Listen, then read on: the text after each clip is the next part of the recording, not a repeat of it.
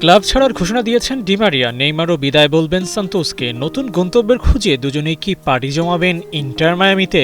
সম্ভাবনা আর বাস্তবতা এক বিন্দুতে মিলে গেলে মায়ামিতেই ঠাঁই হতে পারে নেইমি মারিয়ার।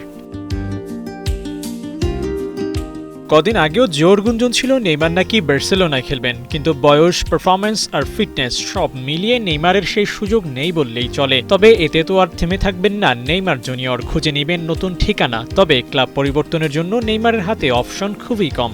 হয় ইউরোপ নয় আমেরিকা, বেছে নিতে হবে যে কোনো এক মহাদেশ, নয়তো থাকতে হবে সান্তোসেই। খুব বেশি ক্লাব বাছাই করার সুযোগ নেই ডি মারিয়ারও। সৌদি প্রো লিগ থেকে প্রস্তাব পেয়েছিলেন বহু আগে, ফিরিয়ে দিয়ে বেছে নিয়েছিলেন ছোটবেলার ক্লাব বেনফিকা। এবার সেই ক্লাবকেও ছাড়তে যাচ্ছেন, তাই নতুন করে ক্লাব খোঁজার মিশনে নেমেছেন তিনিও।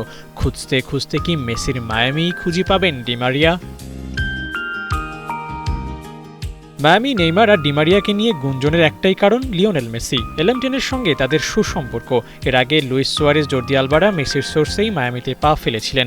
এবার পালা নেইমার, ডি মারিয়ার। পুরনো সতীর্থকে নতুন করে পাওয়ার চেষ্টাটা কি করবেন লিওনেল মেসি? চেষ্টা হয়তো করতেই পারেন, কিন্তু এর আগে আগ্রহ দেখাতে হবে নেইমার ও ডি মারিয়াকেই। নিজেদেরকে তারা কোথায় দেখতে চাইছেন তার উপর নির্ভর করবে কিংবদন্তিদের মেলা বসবে কিনা ইন্টার মায়ামিতে।